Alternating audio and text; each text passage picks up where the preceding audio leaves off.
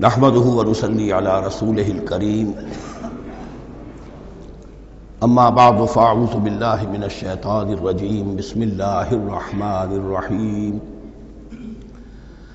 سيقول السفهاء من الناس ما ولاهم عن قبلتهم التي كانوا عليها قل لله المشرق والمغرب يهدي من يشاء الى صراط مستقيم صدق اللہ العظیم۔ اب یہ تحویل قبلہ کا مضمون براہ راست آ رہا ہے۔ اس کے لیے تمہیدی 2 رکوع ہم پڑھ چکے ہیں۔ حضرت ابراہیم کا تذکرہ جو معمار ہیں بیت اللہ کے، ابو الانبیاء ہیں، امام الناس ہیں، انہی کی ایک نسل بنی اسرائیل ہے، انہی کی ایک نسل بنی اسماعیل ہے۔ ان کا دین کیا تھا، اس کی بنیاد کیا تھی، انہوں نے اور خود ان کے پوتے حضرت یعقوب نے اپنی اولاد کو کس بات کی وصیت کی تھی، اب وہ اولاد مختلف پگڈنڈیوں پر چل کر کہاں کہاں پہنچ چکی ہے، یہ سارا پس منظر ہے اصل میں اس تحویل قبلہ کے لیے۔ اور تحویل قبلہ پر پورے 2 رکوع آ رہے ہیں۔ اس سے بسا اوقات یہ خیال پیدا ہوتا ہے، میرے ذہن میں بھی کبھی ہوتا تھا کہ یہ ایسی بڑی بات کیا تھی جس کے لیے قرآن مجید نے اتنے شد و مد کے ساتھ اور اس قدر تفصیل کے ساتھ بلکہ تکرار کے ساتھ بات کی۔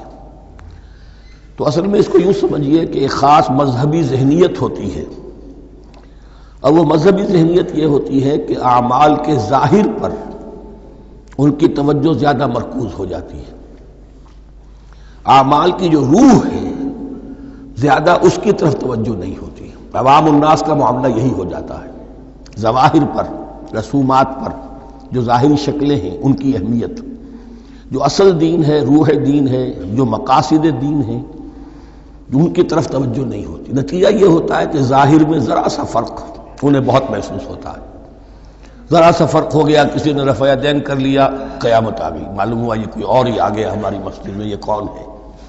کسی نے آمین ذرا اونچا کہہ دیا، پھر قیامت آ گئی۔ یہ ساری چیزیں جو یہ خاص ایک ذہنیت ہوتی ہے۔ اس ذہنیت کے پس منظر میں یہ مسئلہ چھوٹا نہیں تھا۔ ایک تو یہ کہ جو قبائلی اور قومی پس منظر تھا اس کے حوالے سے سمجھیے، مکے میں جو لوگ ایمان لائے، ظاہر بات ہے ان سب کو عقیدت تھی خانہ کعبہ کے ساتھ، خود حضور کو تھی۔ آپ روتے ہوئے نکلے ہیں اور آپ نے یہ فرمایا تھا کہ اے کعبہ مجھے تجھ سے بڑی محبت ہے، لیکن تیرے یہاں کے رہنے والے مجھے یہاں رہنے نہیں دیتے۔ پھر یہ کہ وہ جو عقیدت اور محبت تھی وہ تمام اور مسلمانوں کے دلوں میں بھی تھی۔ مدینے میں آ کر آپ نے رخ بدل دیا۔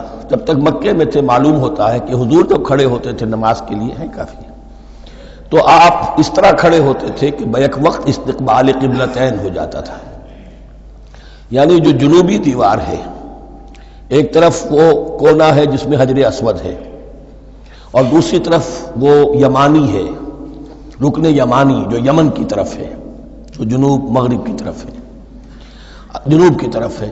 ادھر کوئی شخص کھڑا ہوگا اور وہیں پر انہی کے درمیان جو ہے جب طواف کیا جاتا ہے تو دعا مانگی جاتی ہے، ربنا آتنا فی الدنیا حسنۃ وفی الآخرۃ حسنۃ وقنا عذاب النار۔ باقی پورے طواف میں آپ جو چاہیں دعا مانگے، لیکن یہاں یہ دعا ہے خاص۔ اب اگر کوئی شخص ادھر کھڑا ہو کر نماز پڑھ رہا ہے تو کعبہ تو سامنے ہے ہی، ٹھیک سیدھ میں یروشلم بھی ہے، تو استقبال القبلتین ایک ہی وقت میں 2 قبلوں کی طرف رخ ہو گیا۔ مدینے میں آ کر معاملہ بدل گیا، مدینہ درمیان میں ہے، مکہ مکرمہ اس کے جنوب میں ہے اور یروشلم اس کے شمال میں ہے۔ اب جنوب کی طرف رخ کریں گے تو پیٹھ ہوگی یروشلم کی طرف، یروشلم کی طرف رخ کریں گے تو پیٹھ ہوگی کعبے کی طرف۔ اس میں امتحان ہو گیا ان لوگوں کا جو ایمان لائے تھے کہ آیا وہ محمد الرسول اللہ صلی اللہ علیہ وسلم کے فرمان کی پیروی کرتے ہیں یا اپنی پرانی عقیدتوں اور اپنی پرانی جو روایات ہیں ان کو زیادہ اہمیت دیتے ہیں۔ اللہ کا شکر ہے جو لوگ مکے سے آئے تھے ان کی اتنی تربیت ہو چکی تھی کہ ان میں سے کسی کے لیے کوئی مسئلہ پیدا نہیں ہوا۔ اقبال کا وہ مصرع پھر سنا رہا ہوں، بمصطفیٰ برساں خیش را کے دی ہموست اگر بہو نہ رسیدی تمام بولہ بیست۔ حالانکہ قرآن مجید میں کہیں منقول نہیں ہے کہ اللہ نے حکم دیا تھا، ہو سکتا ہے اللہ نے حضور کو وحی خفی کے ذریعے سے حکم دیا ہو، لیکن وحی جلی میں کہیں نہیں ہے کہ آپ کو حکم دیا گیا ہو کہ اب یروشلم کی طرف رخ کر کے نماز پڑھیے۔ یہ امتحان ہو گیا کہ رسول کا اتباع کتنا کچھ ہے۔ اب جب یہ حکم آیا، اب امتحان ہو گیا جو مدینے میں رہنے والے جو ایمان لائے تھے ان کا، اس لیے کہ یہاں یہودی بھی تھے، بعض ان میں سے ایمان لائے۔ عبداللہ ابن سلام رضی اللہ تعالیٰ عنہ تھے، ان کو علماء میں سے تھے، لیکن جو اور دوسرے لوگ تھے وہ بھی زیر اثر تھے یہود کے علماء کے، ان کے دل میں بھی یروشلم کی عظمت تھی۔ اب جب انہیں رخ کرنا پڑا تو یہ ان کے ایمان کا امتحان ہو گیا۔ تو یہ بڑا امتحان تھا اس میں کہ جو سب کے لیے مثبر تھا، اور مسلمانوں میں سے بعض لوگوں کے دلوں میں یہ خیال بھی پیدا ہوا ہوگا اگر اصل قبلہ یہ تھا تو ہم نے اب تک جو نمازیں پڑھی ہیں وہ تو پھر ہم نے غلط اس پر پڑھی۔ ہماری اتنی سالوں کی، کسی کو ایمان لائے وہ 10 برس ہو گئے، ہماری ان نمازوں کا کیا بنے گا؟ وہ نمازیں ضائع ہو گئیں تو نماز تو ایمان کا رکن رکین ہے، تو بڑی تشویش پیدا ہو گئی۔ اس کے ساتھ ہی ایک مسئلہ یہ پیدا ہوا سیاسی اعتبار سے کہ یہود اب تک تو یہ سمجھ رہے تھے کہ حضور نے اور مسلمانوں نے ہمارا قبلہ اختیار کر لیا ہے، تو گویا کہ ہمارے کیمپ فالوورز ہیں، ہمارا تو انہوں نے اتباع کیا ہے، لہذا ہمیں کوئی خاص اندیشہ نہیں ان کی طرف سے۔ لیکن اب جب قبلہ بدل گیا تو ان کے کان کھڑے ہو گئے کہ یہ تو پھر کوئی نئی اب ملت ہے اور نئی امت کی تشکیل ہو رہی ہے، لہذا ان کی طرف سے مخالفت جو تھی اس کے اندر شدت زیادہ پیدا ہو گئی۔ یہ سارے مضامین تھے کہ جو یہاں پر زیر بحث آ رہے ہیں۔ سَيَقُولُ السُّفَهَاءُ مِنَ النَّاسِ، بہت غیر معمولی ہے اس کا آغاز ہی اس آیت کا۔ ان قریب کہیں گے لوگوں میں سے احمق اور بے وقوف لوگ، ما وَلَّاهُمْ عَنْ قِبْلَتِهِمُ الَّتِي كَانُوا عَلَيْهَا، کس چیز نے پھیر دیا انہیں اس قبلے سے کہ جس پر یہ تھے۔ یعنی یہ 16 مہینے نماز پڑھی ہے بیت المقدس کی طرف رخ کر کے، یروشلم کی طرف، اب کس چیز نے پھیر دیا انہیں؟ قُلْ لِلَّهِ الْمَشْرِقُ وَالْمَغْرِبُ، دیکھیے وہی الفاظ جو 14ویں رکوع میں آئے تھے جو تمہید بن رہے تھے، کہہ دیجئے کہ اللہ ہی کے لیے ہے مشرق اور مغرب۔ گویا کہ شمال اور جنوب، مشرق و مغرب، شمال و جنوب، محاورے میں مشرق و مغرب زیادہ استعمال ہوتا ہے، سب اللہ کے ہیں، اللہ کسی سمت میں محدود نہیں ہے۔ یہدی من یشاء الی صراط مستقیم، وہ جس کو چاہتا ہے سیدھے راستے کی طرف ہدایت دے دیتا ہے۔ وَكَذَلِكَ جَعَلْنَاكُمْ، اب یہ خاص بات کہی جا رہی ہے، اے مسلمانوں تم اس تحویل قبلہ کو معمولی بات نہ سمجھو، یہ علامت ہے اس بات کی کہ اب تمہیں وہ حیثیت حاصل ہو گئی۔ وَكَذَلِكَ جَعَلْنَاكُمْ أُمَّةً وَسَطًا لِتَكُونُوا شُهَدَاءَ عَلَى النَّاسِ وَيَكُونَ الرَّسُولُ عَلَيْكُمْ شَهِيدًا، اب تمہارا فرض منصب یہ ہے کہ رسول نے جس دین کی گواہی تم پر دی ہے اپنے عمل سے، اپنے قول سے، اسی دین کی گواہی تمہیں دینی ہے اپنے قول سے اور اپنے عمل سے پوری نوع انسانی پر۔ اب تم لنک بن گئے ہو۔ اب تک نبوت کا سلسلہ جاری تھا، ایک نبی کی تعلیم ختم ہوئی، بگڑ گئی، تحریف ہو گئی، غائب ہو گئی، دوسرا نبی آ گیا، پھر کوئی تیسرا آ گیا، چلے آ رہے۔ لہذا ہر دور کے اندر اب وہ جو معاملہ تھا تسلسل کے ساتھ چل رہا تھا، اب یہاں نبوت ختم ہو رہی ہے محمد الرسول اللہ صلی اللہ علیہ وسلم پر، تو نوع انسانی تو ختم نہیں ہو رہی، ابھی قیامت تو نہیں آئی ہے۔ اب آگے لوگوں کو تبلیغ کرنا، ان تک دین پہنچانا، ان پر حجت قائم کرنا، ان کا احقاق حق اور ابطال باطل کا فریضہ سر انجام دینا، یہ کون کرے گا؟ تو پہلے تو ہمیشہ اللہ کی طرف سے وہی جبریل لائے اور نبی کے پاس آ گئے، نبی نے لوگوں کو سکھا دیا۔ اب یہ کہ اللہ سے جبریل لائے محمد کے پاس، محمد نے سکھایا تمہیں، اور تمہیں سکھانا ہے پوری نوع انسانی کو، تو تم اب وہ درمیانی لنک ہو۔ وَكَذَلِكَ جَعَلْنَاكُمْ أُمَّةً وَسَطًا لِتَكُونُوا شُهَدَاءَ عَلَى النَّاسِ وَيَكُونَ الرَّسُولُ عَلَيْكُمْ شَهِيدًا، یہ مضمون زیادہ کھلے گا چل کر سورہ حج کی آخری آیات میں۔ اسی طرح سے مراد یہ کہ تحویل قبلہ ایک مظہر ہے اس کا، اس سے اب تم اپنی ذمہ داریوں کا اندازہ کرو، صرف خوشیاں نہ مناؤ، جشن نہ مناؤ، بلکہ یہ کہ یہ ایک بہت بڑی ذمہ داری کا بوجھ ہے جو تم پر آ گیا۔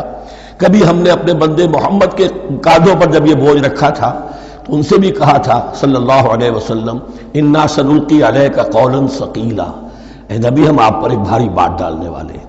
وہی بھاری بات بہت بڑے پیمانے پر اب تمہارے کندھوں پر آ گئی ہے۔ وَكَذَلِكَ جَعَلْنَاكُمْ أُمَّةً وَسَطًا لِتَكُونُوا شُهَدَاءَ عَلَى النَّاسِ وَيَكُونَ الرَّسُولُ عَلَيْكُمْ شَهِيدًا وَمَا جَعَلْنَا الْقِبْلَةَ الَّتِي كُنْتَ عَلَيْهَا، اور ہم نے نہیں قرار دیا تھا اس قبلے کو جس پر کہ اے نبی آپ پہلے تھے. یعنی یہ دو طرح کی بات ہو سکتی ہے. وہی خفی سے اللہ نے فرمایا ہو کہ اے محمد اب کچھ عرصے کے لیے یروشلم کی طرف رخ کر کے نماز پڑھو، وہی جلی میں نہیں ہے. اور یہ بھی ہو سکتا ہے یہ حضور کا اجتہاد ہو اور اسے اللہ نے قبول فرما لیا. دونوں باتوں کا امکان موجود ہے. حضور کے اجتہاد پر اگر اللہ کی طرف سے نفی نہ آئے تو وہ گویا اللہ کی طرف سے. وما جعلنا القبلة التي كنت عليها الا لنعلم من يتبع الرسول ممن ينقلب على عقبيه. اور نہیں ٹھہرایا تھا ہم نے اس قبلے کو جس پر کہ آپ رہے ہیں مگر یہ جاننے کے لیے کہ کون ہے، یہ ظاہر کرنے کے لیے کہ کون ہے کہ جو اتباع کرتے ہیں رسول کا صلی اللہ علیہ وسلم، اور وہ کون ہے کہ جو اپنی ایڑیوں کے بل لوٹ جاتے ہیں. یعنی مدینے میں آ کر اگر کوئی مکے کا مسلمان کہتا صاحب یہ قبلہ مجھے قبول نہیں ہے، وہ واپس ہو جاتا. ایسا ہوا نہیں. اور اب جب مکے کی طرف رخ ہو گیا ہے تو کوئی انصار میں سے، کوئی مدینے میں جو ایمان لائے ان میں سے کسی نے کہا کہ ٹھیک ہے جی ہمارا قبلہ وہ تھا، اب آپ نے اپنا قبلہ بدل دیا، آپ کا راستہ اور ہمارا راستہ اور. نہیں، وہ تمام کے تمام مسلمان ان آزمائشوں میں کامیاب ہوئے. وَإِن كَانَتْ لَكَبِيرَةً إِلَّا عَلَى الَّذِينَ هَدَى اللَّهُ. اور واقعہ یہ ہے، یقیناً یہ بہت بڑی بات تھی. اس طرح قبلے کے اندر تبدیلی قبول کر لینا آسان بات نہیں ہوتی، بڑا حساس مسئلہ ہوتا ہے، مگر ان کے لیے کہ جن کو اللہ نے ہدایت دی. وما كان اللہ لیضیع ایمانکم. اور اللہ ہرگز تمہارے ایمان کو ضائع کرنے والا نہیں ہے. ایمان سے یہاں مراد نماز جو ہے الصلاۃ عماد الدین. وہ جو تشویش ہو گئی تھی کہ ہماری ان نمازوں کا کیا بنے گا جو ہم نے 16 مہینے پڑھی ہیں بیت المقدس کی طرف رخ کر کے. وما كان اللہ لیضیع ایمانکم. اس وقت وہ حکم تھا رسول کا، وہ اللہ کے ہاں مقبول ہے. اس وقت یہ حکم ہے جو تمہیں رسول کی معرفت مل رہا ہے، اب تم اس کی پیروی کرو.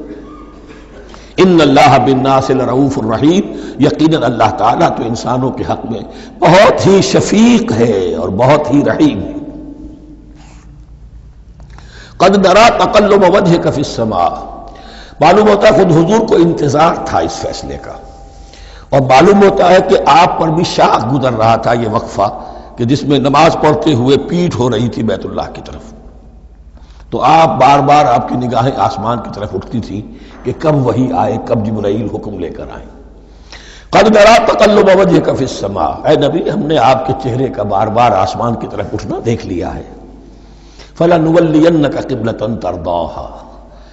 اس آیت میں بڑی شفقت، بڑی محبت، بڑی عنایت ہے محمد الرسول اللہ صلی اللہ علیہ وسلم کے لیے اللہ کی طرف سے. تو ہم بدلے دیتے ہیں، پھیرے دیتے ہیں قبلہ جو آپ کو پسند ہے.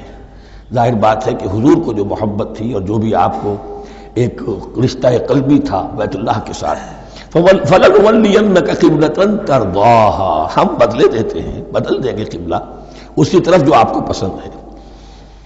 فَوَلِّ وَجْهَكَ شَطْرَ الْمَسْجِدِ الْحَرَامِ. تو بس اب پھیر دیجئے اپنے رخ کو مسجد حرام کے رخ پر.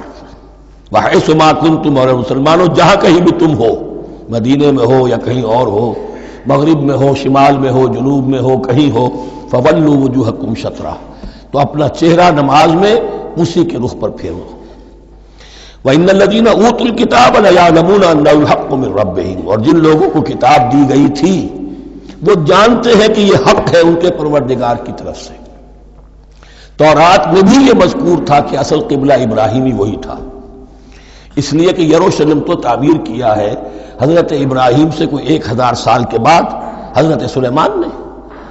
یہ جو بھی ہیکل سلیمانی ہے کم سے کم 1000 برس کا فصل ہے حضرت ابراہیم میں حضرت سلیمان میں. تو حضرت ابراہیم کا قبلہ کون سا تھا؟ تو وہ بھی مولانا امین احسن اصلاحی صاحب نے اردو میں ترجمہ کیا ہے مولانا حمید الدین فراہی کی کتاب کا، اور وہ بہت اہم ہے اس موضوع کو سمجھنے کے لیے.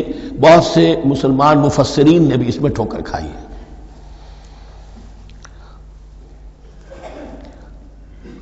ان الذين اوتوا الكتاب ليعلمون انه الحق من ربهم وما الله بغافل عما يعملون. اور اللہ غافل نہیں ہے اس سے کہ جو وہ کر رہے ہیں. ولئن اتيت الذين اوتوا الكتاب بكل آية ما تبعوا قبلتك. اے نبی آپ ان اہل کتاب کو اگر تمام دلائل بھی دے دیں گے، تمام نشانیاں بھی دکھا دیں گے، تب بھی یہ آپ کے قبلے کی پیروی نہیں کریں گے. وما انت بتابع قبلتهم. اور نہ ہی اب آپ پیروی کرنے والے ہیں ان کے قبلے کی. یہ تو لکم دینکم ولی دین والا معاملہ ہو گیا. وما بعضهم بتابع قبلۃ بعض، حد یہ ہے کہ یہ خود جو ہے آپس میں ایک دوسرے کے قبلے کی پیروی نہیں کرتے. یعنی نصارہ اور یہود اگرچہ یروشلم سب کا قبلہ ہے، لیکن عین یروشلم میں جا کر جو یہودی ہیں وہ مغربی گوشے کو اختیار کرتے تھے، مغرب کی طرف رخ کرتے تھے ہیکل سلیمانی میں، اور جو نصارہ ہے وہ مشرق کی طرف. اس لیے کہ حضرت مریم سلام علیہا نے جو اعتکاف کیا تھا مکاناً شرقیہ، وہ جو مکان تھا ان کا جہاں اعتکاف تھا، جہاں فرشتہ ان کے پاس آیا ہے، وہ ہیکل کے کسی شرقی گوشے میں تھا. تو انہوں نے عیسائیوں نے اسی کو اپنا شرقی گوشے کو قبلہ بنا لیا.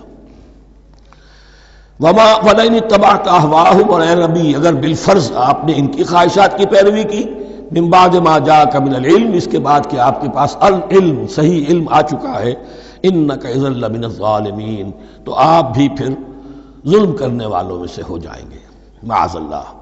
الذین آتیناہم الکتاب یعرفونہ کما یعرفون ابناءہم، جن لوگوں کو ہم نے کتاب دی یعنی تورات اور انجیل کے جو صحیح ماننے والے ہیں، یہ نکتہ یہاں نوٹ کر لیجئے، تورات اور انجیل کے ماننے والوں میں سے غلط کاروں کے لیے مجہول کا صیغہ آتا ہے.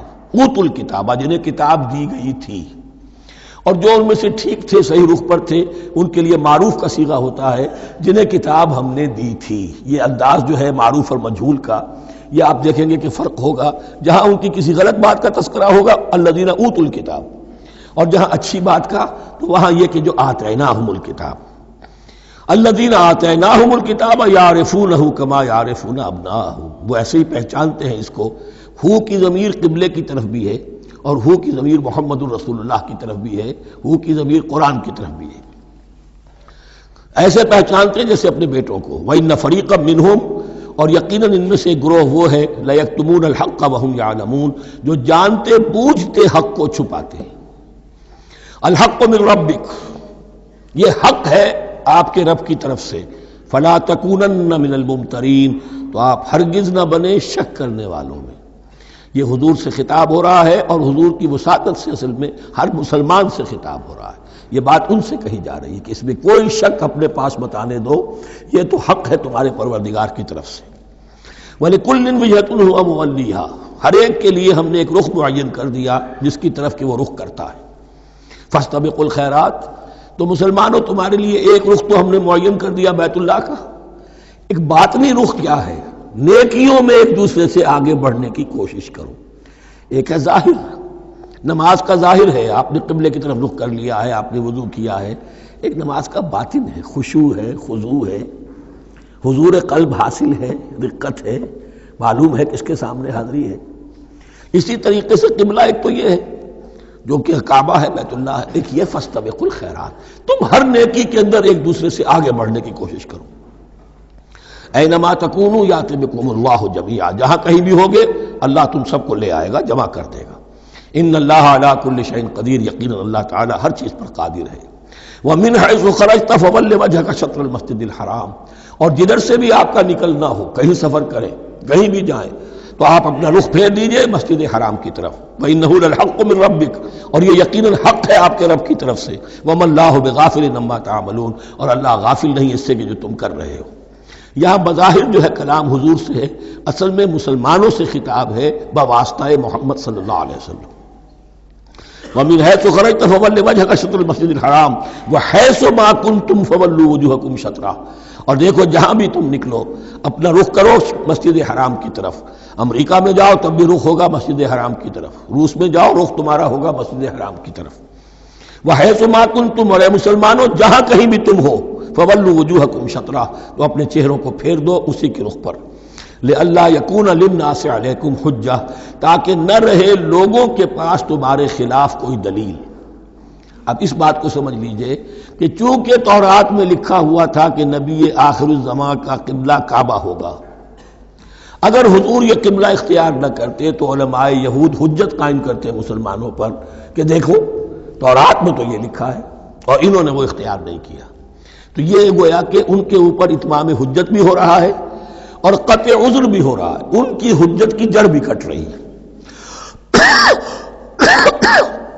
الا الذین ظلموا منہم، سوائے ان میں سے ان کے جو ظالم ہیں، اعتراض کرنے کے لیے لاکھ انہوں نے پھر بھی ہیلے بہانے بنائی لینے ہیں. فلا تخشوہم، تو اے مسلمانوں ان سے نہ ڈرو، واخشونی، مجھ سے ڈرو، ولیتم نعمتی علیکم۔ اور یہ جو تحویل قبلہ ہوئی ہے اور محمد الرسول اللہ صلی اللہ علیہ وسلم کی بعثت کی بنیاد پر ایک نئی امت کو شکل دی جا رہی ہے اور اسے اب امامت الناس سے سرفراز کیا جا رہا ہے، وراثت ابراہیمی اب اسے منتقل ہو گئی ہے، یہ اس لیے ہے وَلِأُتِمَّ نِعْمَتِي عَلَيْكُمْ، اپنی نعمت میں تم پر اس کا اتمام فرما دوں، مکمل کر دوں، وَلَعَلَّكُمْ تَهْتَدُونَ، اور تاکہ تم ہدایت یافتہ بن جاؤ۔ کما ارسلنا فیکم رسولا، جیسے کہ ہم نے بھیج دیا ہے تم میں ایک رسول۔ اب یہ دعا ابراہیم و اسماعیل یاد کر لیجئے، ربنا وبعث فیہم رسولا منہم یتلو علیہم آیاتک ویعلمہم الکتاب والحکمۃ ویزکیہم۔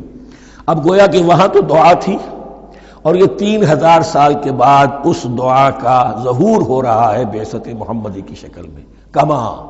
کما ارسلنا فیکم رسولا منکم، جیسے کہ ہم نے بھیج دیا ہے تم میں رسول اپنا، تم ہی میں سے، یتلو علیکم آیاتنا، وہ تلاوت کرتا ہے تم پر ہماری آیات، ویزکیکم، تمہیں پاک کرتا ہے، تزکیہ کرتا ہے تمہارا، ویعلمکم الکتاب والحکمہ، اور تمہیں تعلیم دیتا ہے کتاب و حکمت کی، ویعلمکم ما لم تکونوا تعلمون، اور تمہیں تعلیم دے رہا ہے ان چیزوں کی جو تمہیں معلوم نہیں تھی۔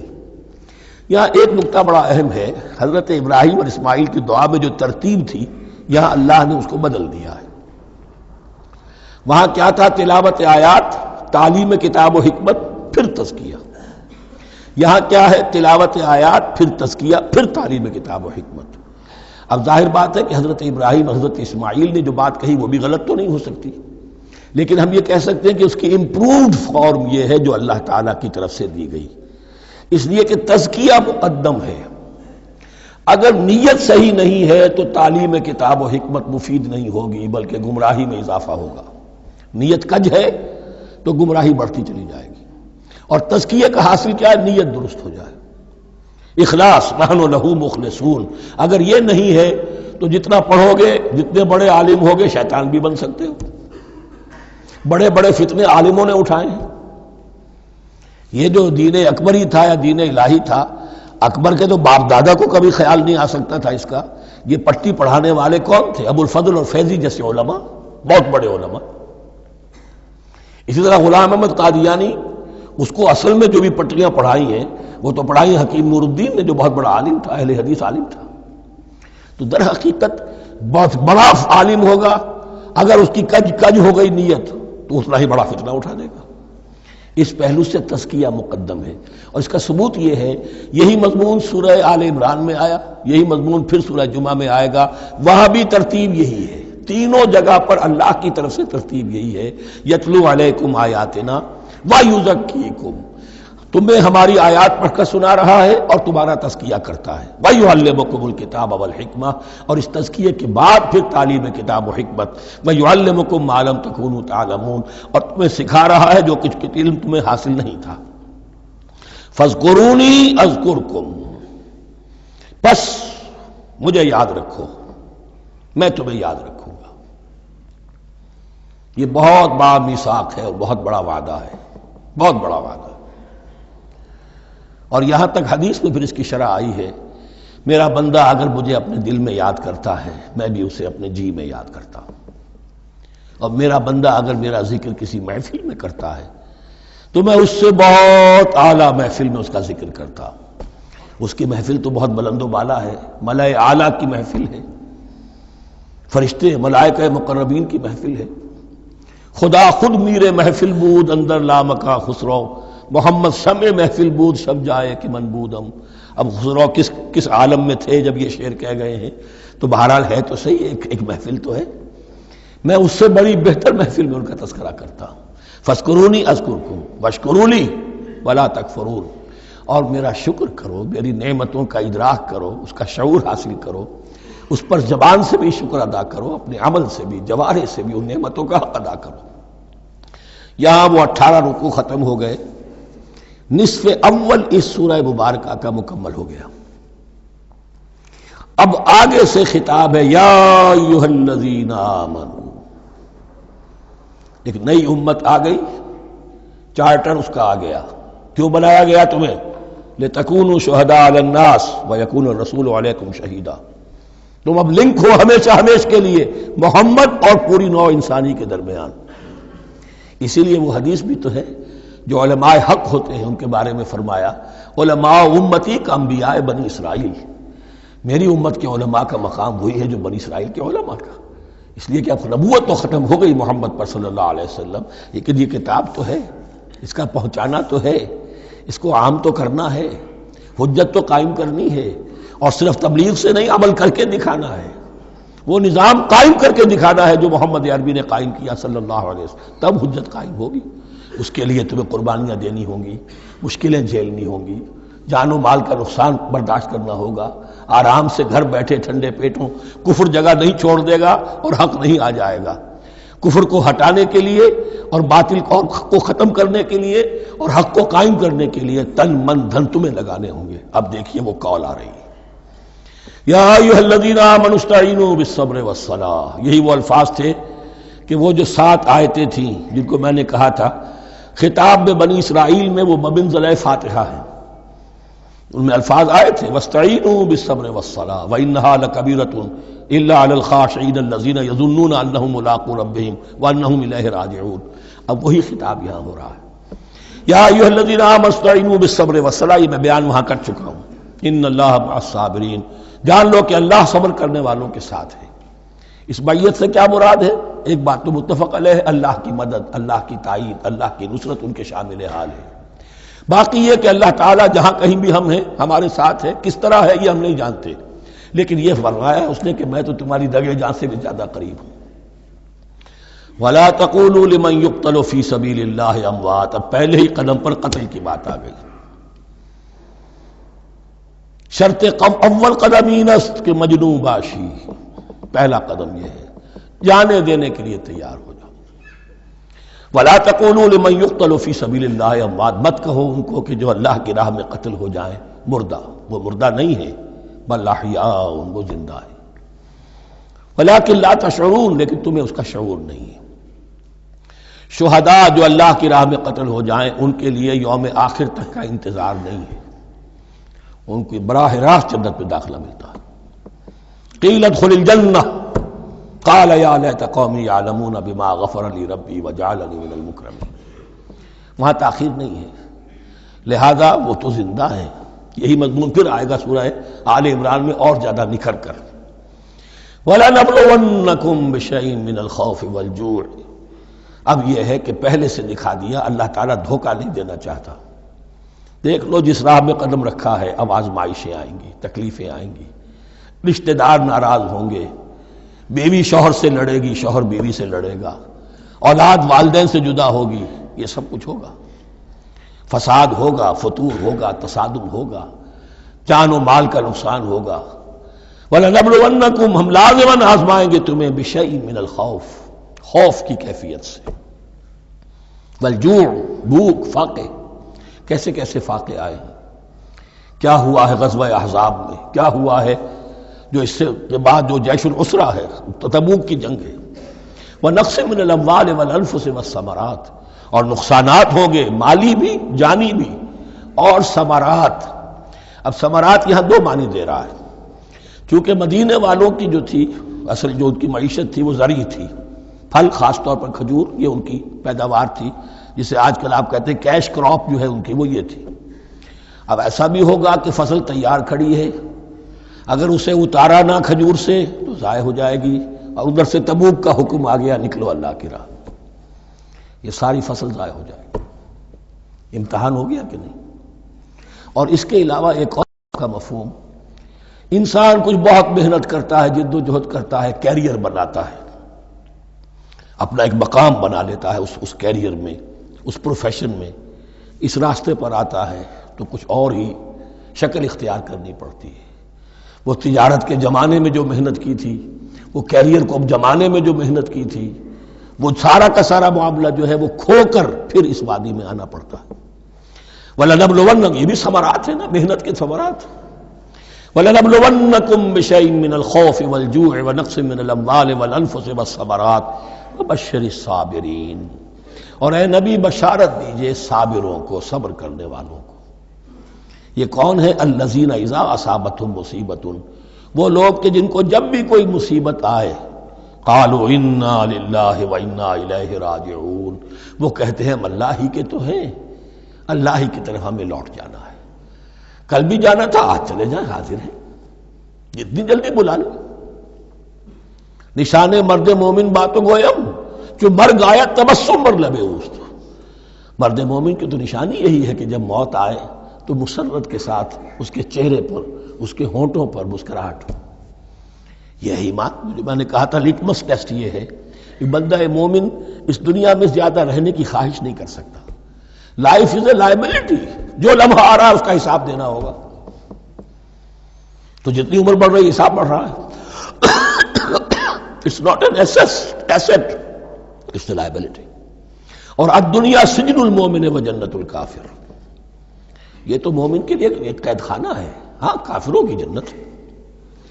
وَبَشِّرِ الصَّابِرِينَ الَّذِينَ إِذَا أَصَابَتْهُمْ مُصِيبَةٌ قَالُوا إِنَّا لِلَّهِ وَإِنَّا إِلَيْهِ رَاجِعُونَ أُولَٰئِكَ عَلَيْهِمْ صَلَوَاتٌ مِّن رَّبِّهِمْ وَرَحْمَةٌ، یہ ہیں وہ لوگ کہ جن پر ہر وقت اللہ کی عنایتوں کا نزول ہوتا رہتا ہے اور رحمت کی بارش ہوتی رہتی ہے۔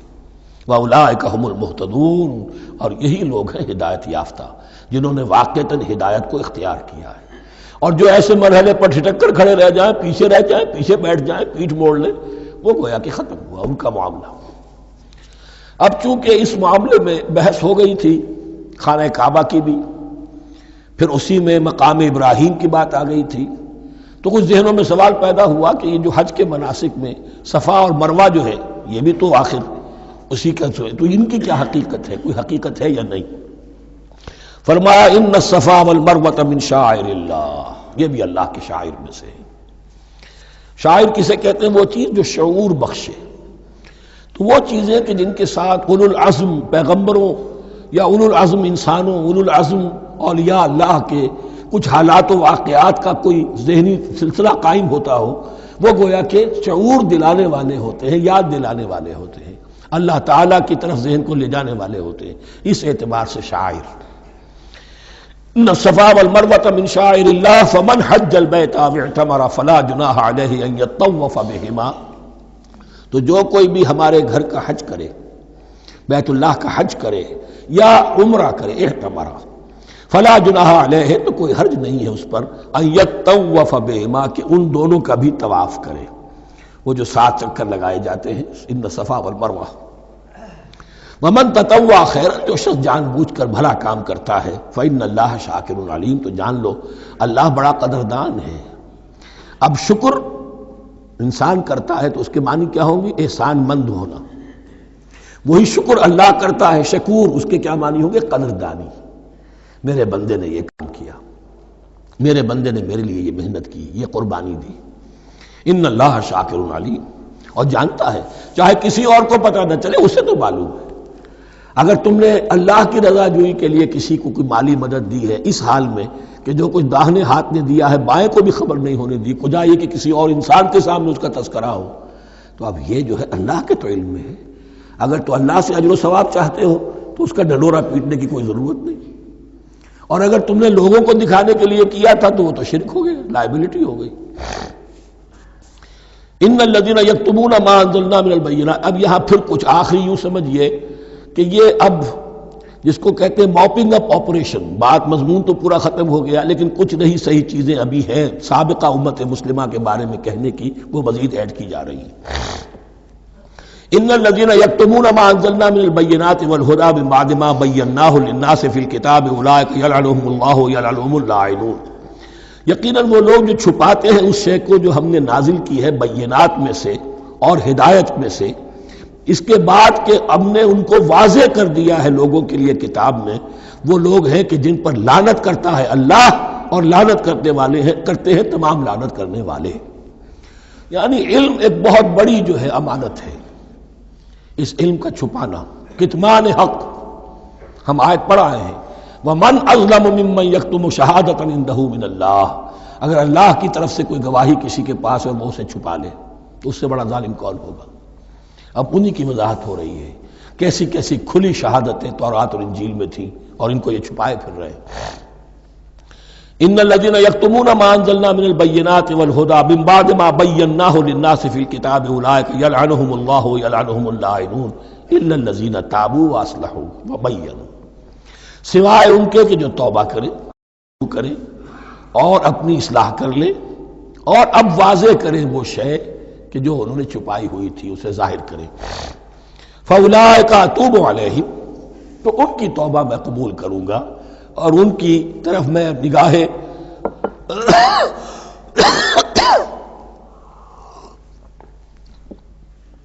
التفات میں اپنی پھر ان کی طرف متوجہ کر دوں گا. وَأَنَا التَّوَّابُ الرَّحِيمُ، اور میں تو ہوں ہی توبہ کا قبول کرنے والا اور رحم فرمانے والا. إِنَّ الَّذِينَ كَفَرُوا وَمَاتُوا وَهُمْ كُفَّارٌ، یقیناً جن لوگوں نے کفر کیا اور وہ مرے اسی حال میں کہ کفر پر قائم تھے، اولئک علیہم لعنۃ اللہ والملائکۃ والناس اجمعین، ان پر تو لعنت ہے اللہ کی بھی اور فرشتوں کی بھی اور تمام انسانوں کی بھی. خالدین فیہا، اس لعنت کی کیفیت میں وہ اب ہمیشہ رہیں گے. لا یخفف عنہم العذاب، نہ ان پر سے عذاب کے اندر کوئی کمی کی جائے گی. ولا هم ينظرون، نہ انہیں کوئی مہلت ملے گی کہ عذاب کا تسلسل ذرا سی دیر کے لیے وقفہ ہو جائے، سانس لینے کی مہلت مل جائے. ولا هم ينظرون. وَإِلَٰهُكُمْ إِلَٰهٌ وَاحِدٌ، سن لو تمہارا الہ اور معبود ایک ہی الہ ہے. لا الہ الا هو الرحمن الرحیم، اس کے سوا کوئی الہ نہیں ہے اور وہ رحمان ہے اور رحیم ہے. اب جو آیت آ رہی ہے اس کے پڑھنے سے پہلے ایک بات سمجھ لیجئے کہ یہ جو اب 22 رکوعوں کا مضمون ہم پڑھ رہے ہیں، مجھے یہ بات آج شروع میں واضح کرنی چاہیے تھی. اس میں ترتیب کیا ہے؟ میں پہلے عرض کر چکا ہوں کہ پہلے 18 رکوعوں کی تقسیم ورٹیکل کی ہے ہم نے. 18 کو 4 رکوع ادھر، 10 درمیان میں، پھر 4 ادھر. یہاں اب چلے گی ہاریزونٹل تقسیم، افقی تقسیم. اور اس کی بھی شکل کیا ہے کہ 4 مضامین ہیں کہ جو تانے بانے کے ساتھ بنے ہوئے ہیں، یا 4 لڑیاں ہیں مضمون کی کہ جن کو بٹ کر رسی بنا دیا گیا. وہ 4 مضامین کیا ہیں؟ مسلمانوں سے خطاب میں ان کے لیے عبادات اور احکام اور شرائع،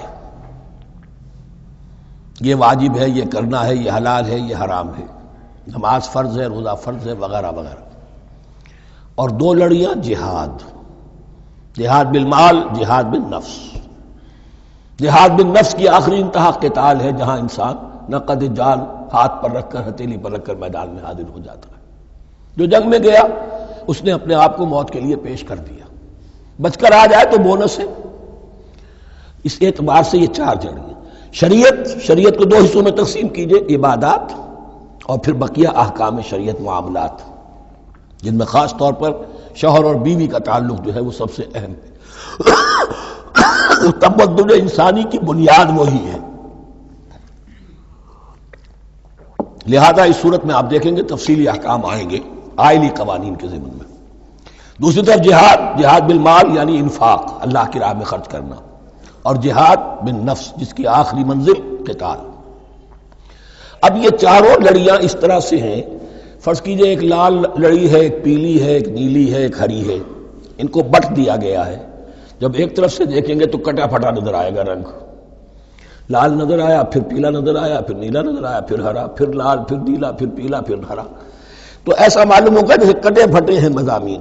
لڑیاں کھول دیجئے، معلوم ہوگا ایک لڑی وہ بھی بڑی مسلسل ہے، جہاد بالمال کی. ایک لڑی ہے جہاد بالنفس یعنی قتال کی. ایک لڑی ہے جو عبادات کی. ایک لڑی ہے معاملات کی اور شریعت کے احکام کی.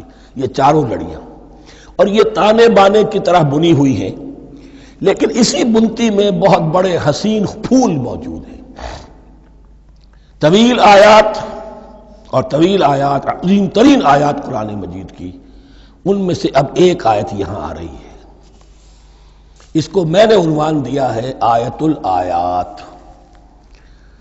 ان فی خلق السماوات والارض واختلاف اللیل والنہار والفلک التي تجری فی البحر بما ينفع الناس وما انزل الله من السماء من ماء فاحیا به الارض بعد موتها وبث فيها من كل دابة وتصريف الرياح والسحاب المسخر بين السماء والارض لآيات لقوم يعقلون. اتنے فینومینا آف نیچر کسی ایک آیت میں جمع نہیں ہے قرآن میں۔ اللہ تعالیٰ تمام فینومینا آف نیچر کو اپنی آیتیں قرار دیتا ہے۔ آسمان اور زمین کی تخلیق، رات اور دن کا الٹ پھیر مختلف جگہوں پر، اور یہ جو ستارے ہیں اور یہ جو بھی نباتات ہیں زمین کی، ان میں سے آیتیں ہی آیتیں۔ لیکن ان آیت الآیات کو جس طرح یہاں ایک آیت میں سمویا ہے، یہ حکمت کا ایک بہت بڑا پھول ہے، بہت بڑا پھول جو ان چار لڑیوں کی بنتی کے اندر آ گیا ہے۔ یقیناً آسمان اور زمین کی تخلیق میں اور رات اور دن کے الٹ پھیر میں اور اس جہاز میں یا کشتی میں جو چلتی ہیں سمندر میں یا دریاؤں میں، وہ سامان لے کر جو لوگوں کو نفع دیتا ہے، بما ينفع الناس وما انزل اللہ من السماء من ماء، اور اس پانی میں کہ جو اللہ نے اتارا ہے آسمان سے، فاحیا به الارض بعد موتها، اور پھر اس سے وہ زندہ کر دیتا ہے زمین کو اس کے مردہ ہو جانے کے بعد۔ بے آب و گیا زمین پڑی تھی، بارش ہوئی ہے، اسی میں سے روئیدگی آ گئی ہے۔ وبث فیہا من کل دابہ، اور یہ تمام حیوانات اور چرند اور پرند جو اس کے اندر پھیلا دیے گئے ہیں۔ وتصریف الریاح، اور یہ ہواؤں کا چلنا جو ہے، کبھی پرواں چل رہی ہے، کبھی پچھمی چل رہی ہے، کبھی مشرق سے آ رہی ہے، کبھی مغرب سے آ رہی ہے، تصریف الریاح ہے۔ والسحاب المسخر بین السماء والارض، اور ان بادلوں میں کہ جو معلق کر دیے گئے آسمان اور زمین کے درمیان۔ لآیات لقوم یعقلون، ان سب میں آیات ہیں، نشانیاں ہیں ان لوگوں کے لیے جو عقل سے کام لیں۔ ان کو دیکھو اور ان کے خالق کو، مدبر کو پہچانو۔ آیات ہے، اور ان کے آیات کے پہچاننے کا جو عملی نتیجہ نکلنا چاہیے، اور جس کو عام طور پر لوگ نہیں پہنچ پاتے جس تک، اب اگلی آیت میں اس کا تذکرہ ہے۔ نتیجہ تو نکلنا یہ چاہیے کہ پھر محبوب اللہ ہی ہو، شکر اسی کا ہو، اطاعت اسی کی ہو، عبادت اسی کی ہو۔ جب سورج میں کچھ نہیں، یہ تو اللہ نے اس کو بنایا ہے، یہ حرارت جو ہے اللہ نے دی ہے، چاند میں کچھ نہیں، ہوائیں چلانے والا کوئی وہی تو ہے۔ تو اب کسی شے کے لیے کوئی شکر نہیں، کسی شے کے لیے کوئی عبادت نہیں، کوئی ڈنڈوت نہیں، کوئی سجدہ نہیں، بلکہ صرف اللہ کے لیے، اور وہی مطلوب و مقصود بن جائے، وہی محبوب ہو۔ لا محبوب الا اللہ، لا مقصود الا اللہ، لا مطلوب الا اللہ۔ جن لوگوں کی یہاں تک رسائی نہیں ہو جاتی، وہ لوگ کسی اور شے کو اپنا محبوب و مطلوب بنا کر اس کی پرستی شروع کر دیتے ہیں۔ خدا تک نہیں پہنچے، اپنے نفسی کو معبود بنا لیا، جو یہ کہے کر رہے، معبود تو ہو گیا۔ ارأیت من اتخذ الہہ ہواہ، اپنے قوم کو معبود بنا لیا، قوم کی برتری کے لیے اور قوم کی سربلندی کے لیے جانے بھی دے رہے ہیں، وطن کو معبود بنا لیا۔ اس حقیقت کو علامہ اقبال نے سمجھا ہے، اس دور کا سب سے بڑا بت وطن ہے۔ اس دور میں میں اور ہے، جام اور ہے، جم اور، ساقی نے بنا کی روش لطف و ستم اور، تہذیب کے آزر نے ترشوائے صنم اور، مسلم نے بھی تعمیر کیا اپنا حرم اور، ان تازہ خداؤں میں بڑا سب سے وطن ہے، جو پیرہن اس کا ہے وہ مذہب کا کفن ہے۔ نیشنلزم، ٹیریٹوریل، وطنی قومیت، وطن کی جے، یہ معبود بنائے بیٹھے۔ تو اب یہاں سنیے، ومن الناس، اور لوگوں میں سے کچھ ایسے بھی ہیں، من یتخذ من دون اللہ اندادا، جو اللہ کو چھوڑ کر کچھ اور چیزوں کو اس کا مد مقابل بنا دیتے ہیں۔ وطن کو بنا لیا، قوم کو بنا لیا، ہیومنزم، انسانیت، نوع انسانی، ہم اس کے خدمتگار ہیں، ہم اس کی بہتری کے لیے کام کر رہے ہیں، یہ بھی ایک معبود بن گیا۔ اور سب سے گھٹیا انسان وہ ہے کہ اپنے ہی حسن کا دیوانہ بنا پھرتا ہوں، اپنا ہی نفس ہے، اسی کے گر چکر لگا رہا ہے، وہی حریم ہے اس کا، وہی حرم ہے اس کا، اور وہ طواف کر رہا ہے اپنے نفس کا، تو وہ بھی تو اس کا ایک معبود ہے۔ لوگوں میں سے وہ بھی ہیں کہ جو اللہ کو چھوڑ کر کسی اور چیز کو اس کا مد مقابل بنا دیتے ہیں۔ یحبونہم کحب اللہ، اور ان سے محبت کرنے لگتے ہیں جیسی کہ اللہ سے کرنی چاہیے۔ یہ فلسفہ ہے اصل میں، ہندی میں اسے آدرش کہتے ہیں، عربی میں نصب العین، انگلش میں آئیڈیل۔ ہر باشعور انسان کسی شے کو اپنا آئیڈیل بناتا ہے اور اس سے پھر محبت کرتا ہے۔ اس کے لیے جیتا ہے، اس کے لیے مرتا ہے، قربانیاں دیتا ہے، اثار کرتا ہے، قوم کے لیے قربانی، وطن کے لیے قربانی، فلاح کے لیے قربانی، خود اپنی ذات کے لیے قربانی۔ یحبونہ کحب اللہ، یہ سارے کام تو اللہ کے لیے کرنے کے تھے۔ جیو اللہ کے لیے، مرو اللہ کے لیے، محبت اس سے کرو۔ ان صلاتی و نسکی و محیای و مماتی للہ رب العالمین۔ تم نے اپنی یہ ساری نسبتیں کسی اور شے کے ساتھ وابستہ کر دی، تم نے اللہ کا مد مقابل تراش لیا۔ می تراشت فکر ما ہر دم خدا بندے دیگر، رست از یک بند تا افتاد در بندے دیگر۔ انسان معبود تراشتا رہتا ہے اپنے ذہن سے، اور ان کے لیے محبت کرتا ہے، جانیں دیتا ہے، قربانیاں دیتا ہے۔ وَمِنَ النَّاسِ مَن يَتَّخِذُ مِن دُونِ اللَّهِ أَندَادًا يُحِبُّونَهُمْ كَحُبِّ اللَّهِ، یہ مضمون بھی سورہ حج میں زیادہ واضح ہوگا۔ وَالَّذِينَ آمَنُوا أَشَدُّ حُبًّا لِلَّهِ، پھر یہ لٹمس ٹیسٹ کا لفظ میری زبان پر آ رہا ہے، اور جو لوگ واقعتاً صاحب ایمان ہوتے ہیں ان کی شدید ترین محبت ہوتی ہے اللہ کے ساتھ۔ اگر یہ نہیں ہے، اگر یہ نہیں تو بابا پھر سب کہانیاں ہیں۔ کوئی شے اللہ سے زیادہ محبوب ہو گئی وہ تمہاری معبود ہے، تم نے اللہ کو چھوڑ دیا، چاہے وہ دولت ہی ہے، چاہے عبد الدینار و عبد الدرہم، ہلاک اور برباد ہو جائے درہم و دینار کا بندہ۔ نام عبد الرحمن ہے، حقیقت میں عبد الدینار ہے۔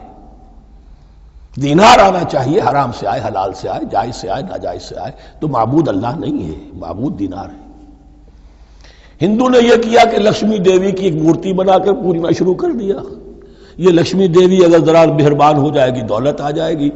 ہم نے کہا ہٹاؤ اس درمیان کے لنک کو، سیدھے ہی دولت کو کیوں نہ پوجو، پیٹرو ڈالر کو پوجو، ڈالر کو پوجو، ترک وطن کرو، ماں باپ کو چھوڑو یہاں سے سکتا ہوا کہ مر رہے ہیں اور کوئی ان کا بیٹا ان کی بیٹی ان کے پاس نہیں، کس لیے؟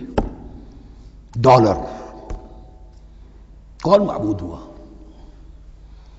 وَمِنَ النَّاسِ مَن يَتَّخِذُ مِن دُونِ اللَّهِ أَندَادًا يُحِبُّونَهُمْ كَحُبِّ اللَّهِ وَالَّذِينَ آمَنُوا أَشَدُّ حُبًّا لِلَّهِ وَلَوْ يَرَى الَّذِينَ ظَلَمُوا إِذْ يَرَوْنَ الْعَذَابَ أَنَّ الْقُوَّةَ لِلَّهِ جَمِيعًا، اور کاش کہ دیکھ لیتے یہ لوگ جو اس شرک میں اور اس گناہ میں مبتلا ہیں، ظلم شرک کے معنی، جب وہ دیکھیں گے عذاب کو اور یہ بات واضح ہو جائے گی کہ قوت تو ساری کی ساری اللہ کے ہاتھ میں ہے، کسی کے پاس کچھ نہیں۔ وَأَنَّ اللَّهَ شَدِيدُ الْعِقَابِ، اور یہ کہ اللہ سزا شدید العذاب، اللہ سزا دینے میں بہت سخت ہے۔ اس وقت آنکھ کھلے گی تو فائدہ کیا ہوگا؟ اب آنکھ کھلے تو فائدہ ہے۔ اِسْتَبَرَّأَ الَّذِينَ اتُّبِعُوا مِنَ الَّذِينَ اتَّبَعُوا، اب انسانی معاشرے کے اندر یہ ہوتا ہے، کچھ لوگ ہوتے ہیں لیڈر لوگ جو اپنے پیچھے لوگوں کو لگا لیتے ہیں، چاہے ڈیماگوگز ہوں، چاہے مذہبی جو ہے وہ مسندوں کے والی ہوں، اپنے پیچھے لگاتے ہیں، اور ان کے پیچھے لگنے والے جو ہیں وہ یہ سمجھتے ہوئے ان کی عزت بھی ہے، ان کا احترام بھی ہے، ان کے نیچے دبے بھی ہوئے، ان کا پیچھے پیچھے چلتے ہیں۔ قیامت کے دن وہ تبرہ کریں گے کہ تم نے ہمیں مروایا، ہم تمہاری پیروی کرتے رہے، ہم نے سمجھا تم جو کہہ رہے وہ ٹھیک ہے، ہم نے تمہیں اپنا لیڈر مانا۔ اب وہ اعلان برات کریں گے، اللہ ہمارا ان سے کوئی تعلق نہیں۔ استبرأ الذین اتبعوا، اور اس کے جواب میں پھر وہ کریں گے ہمارا تم سے کوئی تعلق نہیں۔ اس روز کے جن لوگوں کا اتباع کیا گیا تھا دنیا میں، لیڈر لوگ، وہ ان لوگوں سے جنہوں نے پیروی کی تھی ان سے تبرہ کریں گے۔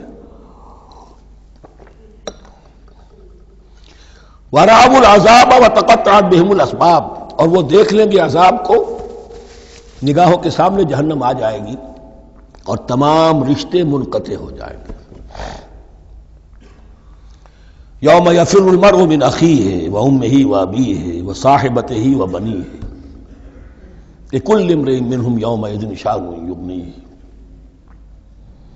یود المجرم لا یفتدی من عذاب یومئذ ببنیہ وصاحبتہ واخیہ وفصیلتہ التی تؤویہ ومن فی الارض جمیعا ثم ینجیہ۔ ہر انسان چاہے گا میرے باپ کو، بیٹے کو، بھائی کو، ماں کو، بیوی کو، اولاد کو، تمام انسانوں کو چھوڑ دو جہنم میں، خدا کے لیے کسی طرح مجھے بچا لو۔ تقطعت بہم الاسباب، سارے رشتے منقطع ہو جائیں گے، جن رشتوں کی وجہ سے حرام کو حلال اور حلال کو حرام کر رہے ہو۔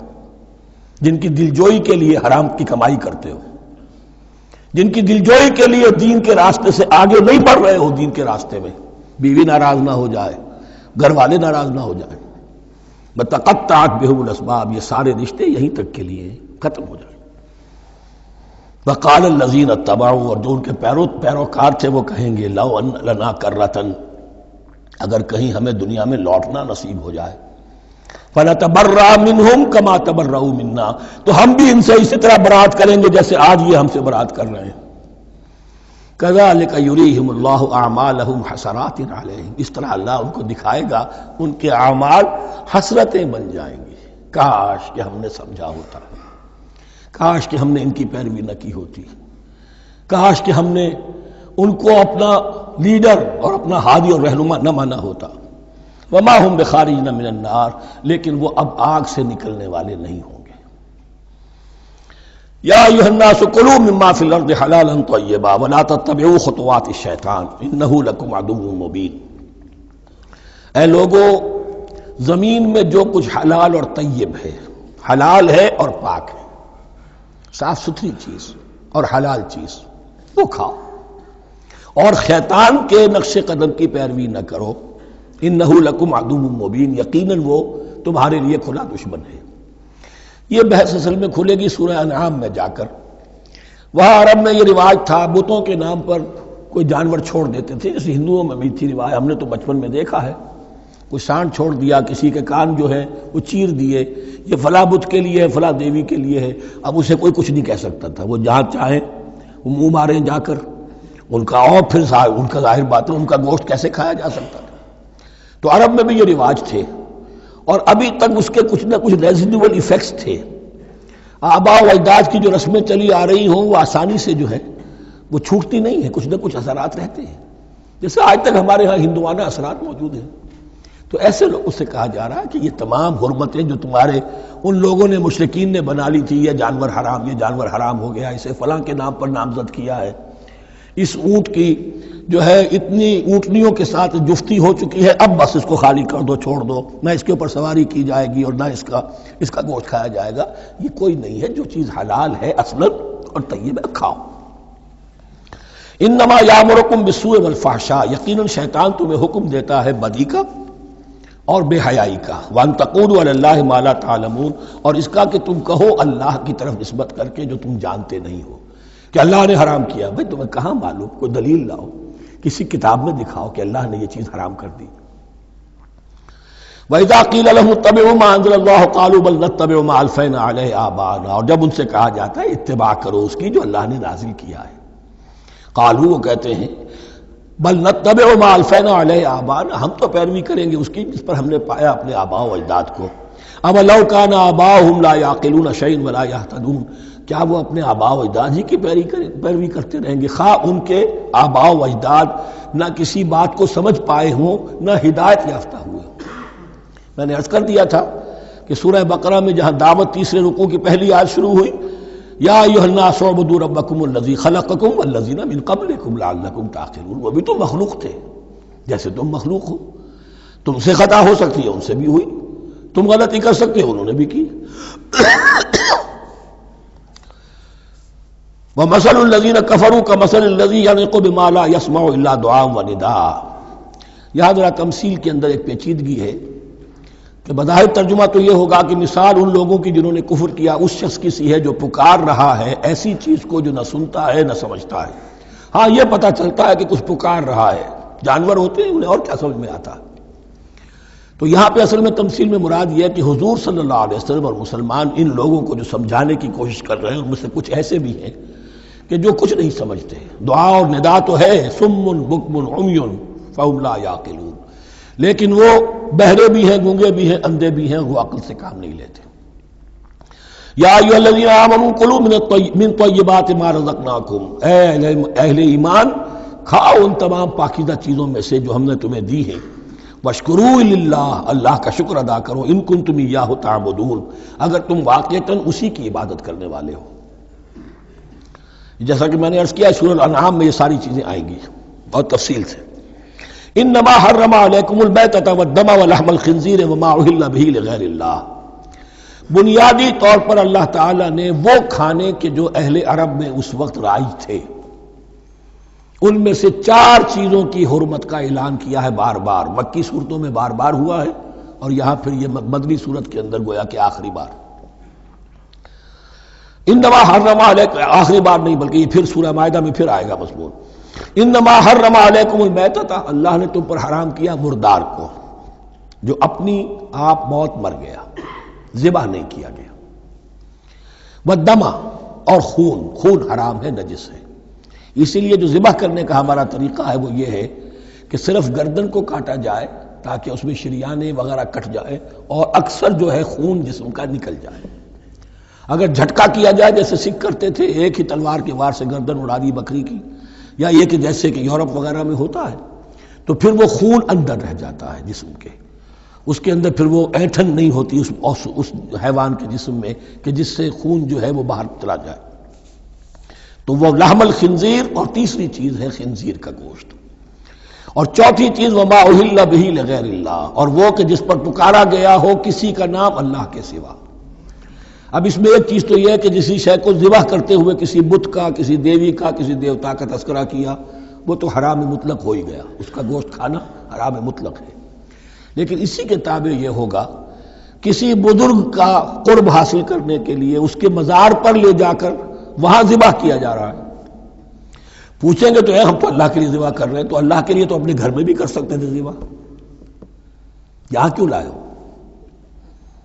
اس کو تم نے کسی اعتبار سے اس صاحب قبر کا جو ہے اس کا تقرب حاصل کرنے کا ذریعہ بنایا۔ یہ چیزیں بھی اسی کی تابع ہو جائیں گی۔ اللہ کے لیے کرنا تو ہر جگہ کر سکتے ہو، ہم تو صرف ایصال ثواب کے لیے کر رہے ہیں، تو اپنے گھر میں بیٹھ کر کرو گے تو کیا ایصال ثواب نہیں ہو جائے گا؟ ٹھیک ہے اللہ، ہم یہ خرچ کر رہے ہیں، ہم نے یہ جانور ذبح کیا ہے تیرے لیے، اس کا ثواب جو ہے فلاں کو پہنچا دے۔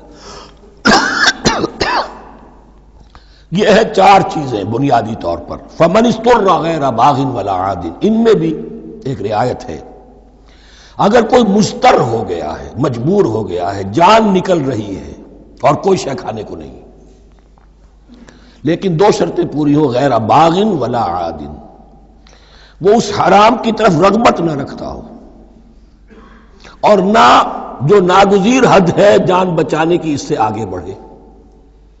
صرف جان بچانے کے لیے مردار کا گوشت بھی کھا سکتا ہے، سور کا گوشت بھی کھا سکتا ہے، جو بھی چاہے جان بچانے کے لیے یہ رک سکتے ہیں، لیکن اس شے کی طرف کوئی رغبت المیلان طبیعت میں نہ ہو۔ یہ اللہ تو جانتا ہے، اگر تو معاملہ اس سے ہے تو اس سے تو چھپی ہوئی بات نہیں ہے، اور جتنا ناگزیر ہے جان بچانے کے لیے اس سے آگے نہ بڑھے۔ فلا اثم علیہ، ان 2 شرطوں کے ساتھ جان بچانے کے لیے حرام چیز بھی کھائی جا سکتی ہے۔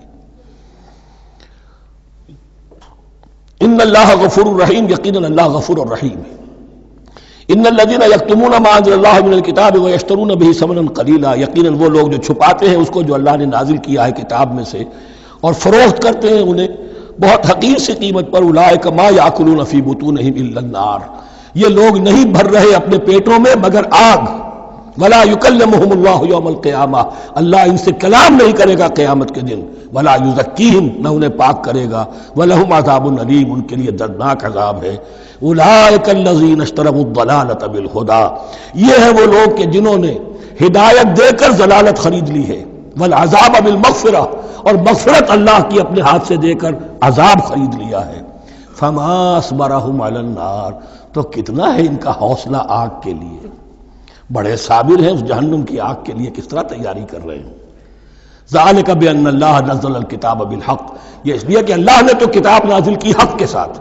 وان الذین اختلفوا فی الکتاب لفی شقاق بعید، اور یقیناً جن لوگوں نے کتاب اور شریعت میں پھر یہ پگڈنڈیاں نکالی، اختلاف کی، وہ بڑی ہی دشمنی میں اور بڑی ہی شقاوت کے اندر مبتلا ہو گئے۔ بارک اللہ لی ولکم فی القرآن العظیم ونفعنی وإیاکم بالآیات والذکر الحکیم۔